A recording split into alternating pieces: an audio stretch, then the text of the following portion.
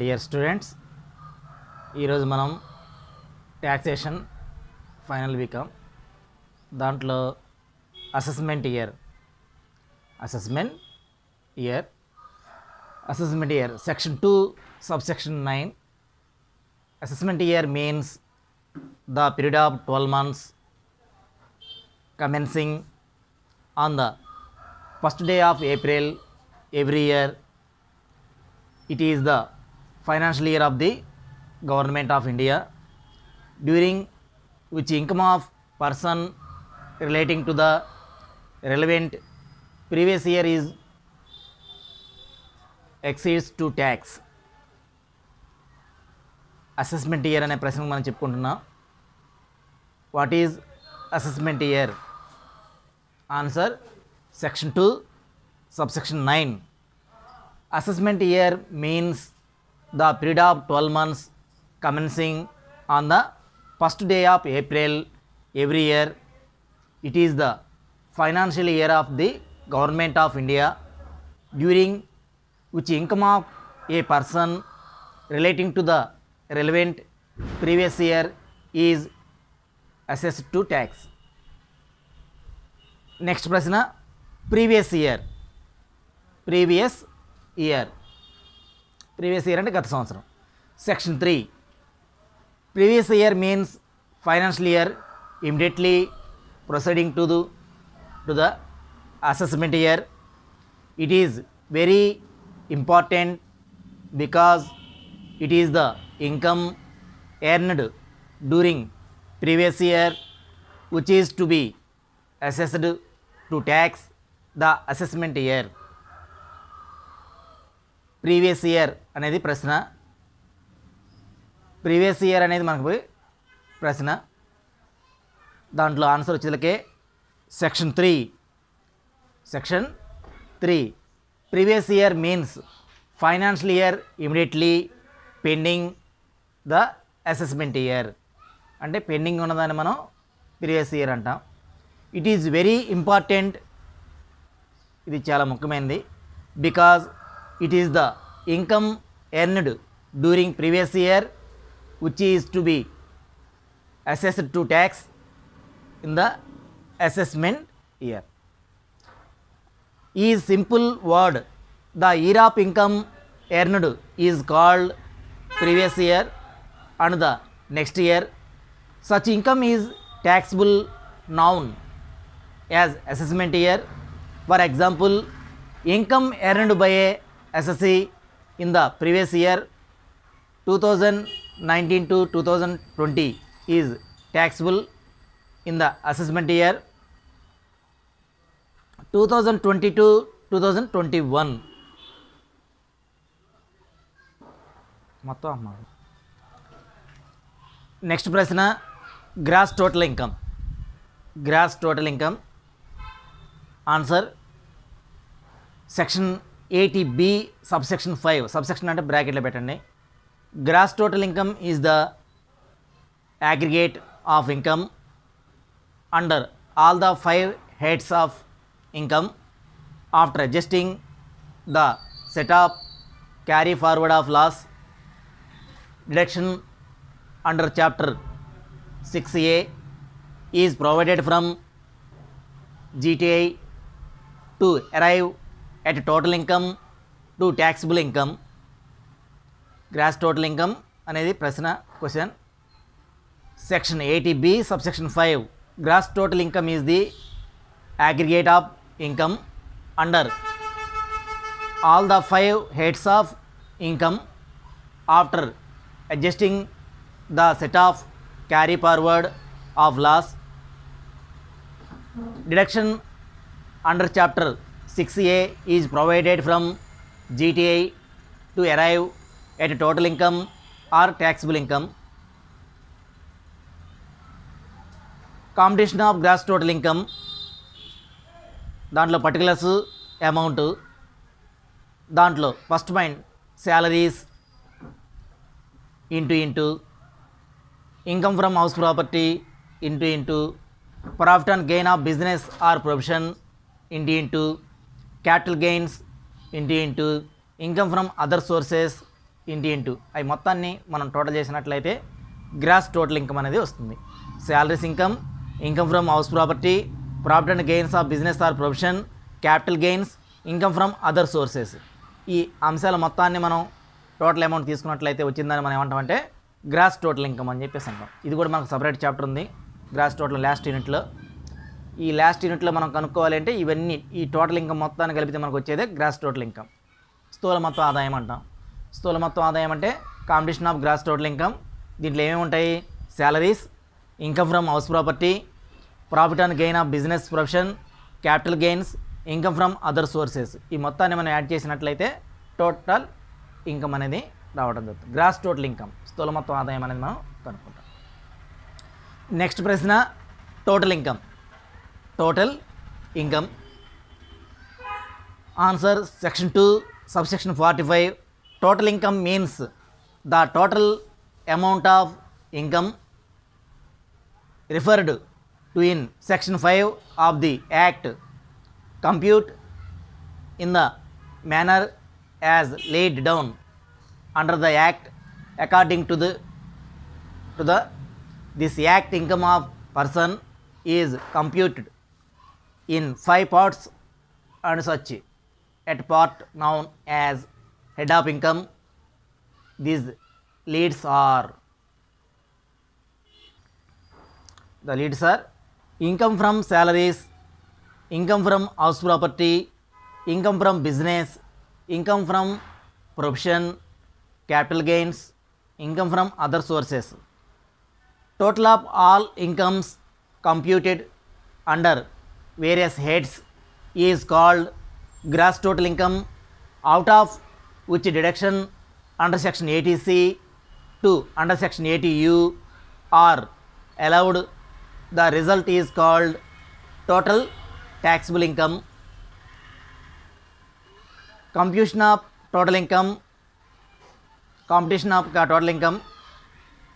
దాంట్లో ఏముంటాయి అంటే salaries, income from house property, profit and gain of business are profession, capital gains, income from other sources. ఈ మొత్తాన్ని మనం టోటల్ చేస్తే ఏమొస్తుంది? మనకి గ్రాస్ టోటల్ ఇన్కమ్ వస్తుందని అంతకుముందు క్వశ్చన్లో చెప్పుకున్నాం.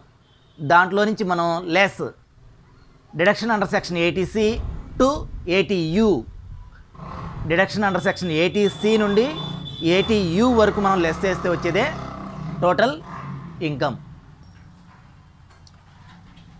Assessment year section 2 subsection 9.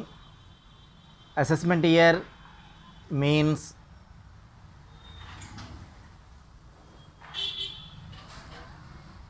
the period of 12 months commencing on the first day of April every year. It is the financial year of the government of India, during which income of a person relating to the relevant previous year is assessed to tax. Next question, previous year section 3. Previous year means financial year immediately pending the assessment year. It is very important because it is the income earned during previous year which is to be assessed to the tax in the assessment year. In simple words, the year of income earned is called previous year, and the next year such income is taxable, known as assessment year. For example, income earned by an SSC in the previous year 2009 to 2010 is taxable in the assessment year 2010 to 2011. Next question, gross total income section 80B subsection 5. Gross total income is the aggregate of income under all the 5 heads of income after adjusting the set off and carry forward of losses. Deduction under chapter 6A is provided from GTI to arrive at total income or taxable income. Computation of gross total income, particulars rupees, salaries into income from house property into profit and gain or business or profession into capital gains into income from other sources into gross total income. Next, total income.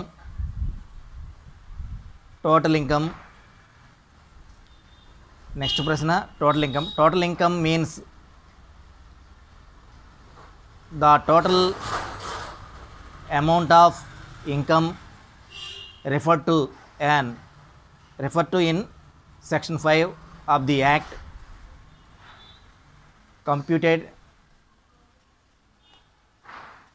in the manner as laid down under this act. According to this act, income of a person is computed in 5 parts and each part is known as head of income. These leads are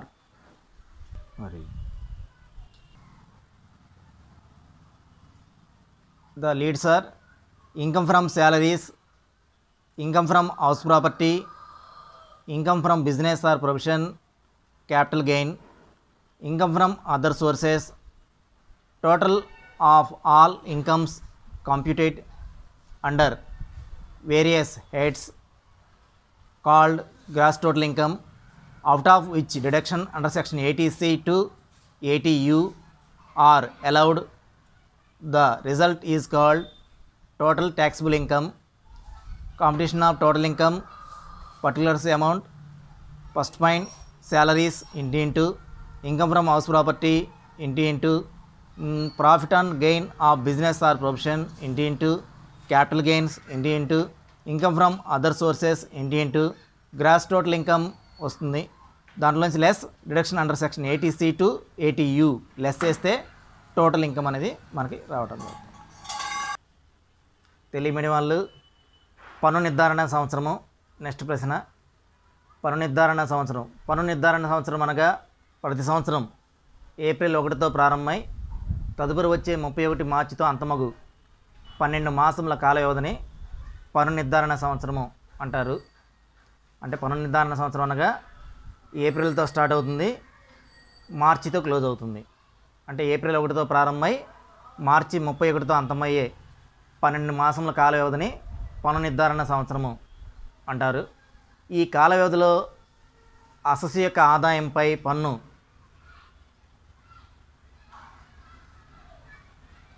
లెక్కింపు జరుగును. అందుచే దీనిని పన్ను చెల్లించే సంవత్సరముగా వ్యవహరించెదరు. అనగా పన్ను నిర్ధారణ సంవత్సరంలో సంబంధిత గత సంవత్సరం యొక్క మరియు గతంలో పన్ను చెల్లించని ఆదాయములు మన ఉన్న ఎడల వాటిపై పన్ను విధించబడే ఆదాయం గణన చేయుదురు.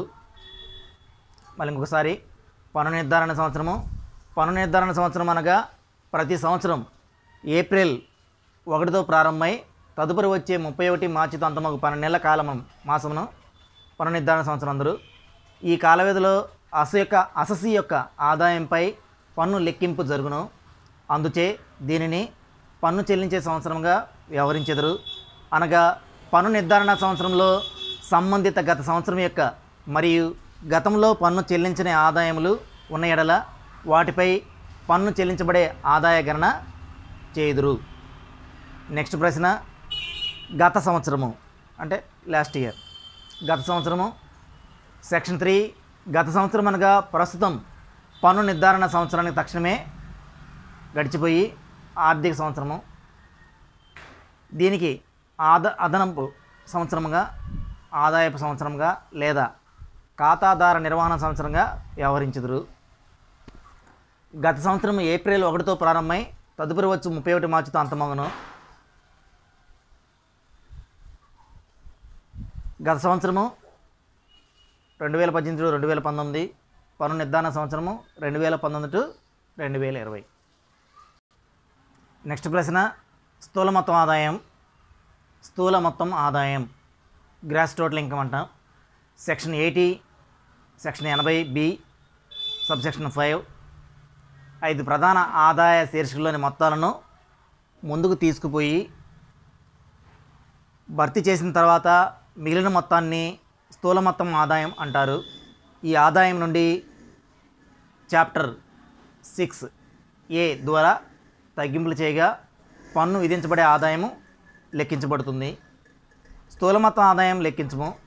వివరములు మొత్తము దాంట్లో జీతం నుండి ఆదాయం ఇంటూ గృహస్థు నుండి ఆదాయం ఇంటూ వ్యాపారం వృత్తి నుండి లాభాలు ఇంటూ మూలధన లాభాలు ఇంటూ ఇతర వనరుల నుండి ఆదాయం ఇంటూ అవి మొత్తాన్ని కలిపితే మనకు వచ్చిన ఆదాయమే స్థూల మొత్తం ఆదాయం. నెక్స్ట్ ప్రశ్న, స్థూల మొత్తం ఆదాయం అయిపోయిన తర్వాత మొత్తం ఆదాయం. నెక్స్ట్ ప్రశ్న, మొత్తం ఆదాయం టోటల్ ఇన్కమ్ అంటాం. సెక్షన్ 2 సబ్సెక్షన్ 45 స్థూల మొత్తం ఆదాయం నుండి అసెస్సీ గల అర్హత ప్రకారం సెక్షన్ 80C నుండి సెక్షన్ 80U వరకు తగ్గింపులను తీసివేయగా వచ్చు ఆదాయమును మొత్తం ఆదాయం అంటాం. స్థూల మొత్తం ఆదాయం నుండి అసెస్సీ గల అర్హత ప్రకారం సెక్షన్ 80C నుండి సెక్షన్ 80U వరకు తగ్గింపులను తీసివేయగా వచ్చు ఆదాయమే మొత్తం ఆదాయం అని చెప్పేసి అంటూ ఉంటాం. మొత్తం ఆదాయం లెక్కించుట వివరములు మొత్తము దాంట్లో ఫస్ట్ పాయింట్, జీతం నుండి ఆదాయం ఇంటూ గృహస్థు నుండి ఆదాయం ఇంటూ వ్యాపారం వృత్తి నుండి ఆదాయం ఇంటూ మూలధన లాభాలు ఇంటూ ఇతర వనరుల నుండి ఆదాయం ఇంటూ ఆ మొత్తాన్ని కలిపితే మనకు వచ్చిందే స్థూల మొత్తం ఆదాయం. ఈ స్థూల మొత్తం ఆదాయంలో నుంచి మైనస్ సెక్షన్ 80C నుండి సెక్షన్ 80U వరకు తీసివేయగా వచ్చిందనే మొత్తం ఆదాయం. పన్ను నిర్ధారణ సంవత్సరము సెక్షన్ 2 సబ్సెక్షన్ 29 పన్ను నిర్ధారణ సంవత్సరం అనగా ప్రతి సంవత్సరం ఏప్రిల్ 1తో ప్రారంభమై తదుపరి వచ్చే మార్చి 31తో అంతమగు 12 మాసముల కాల వ్యవధిని పన్ను నిర్ధారణ సంవత్సరం అందరు. ఈ కాల వ్యవధిలో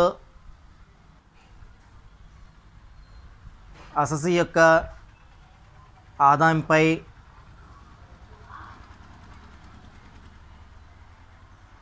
పన్ను లెక్కింపు జరుగును.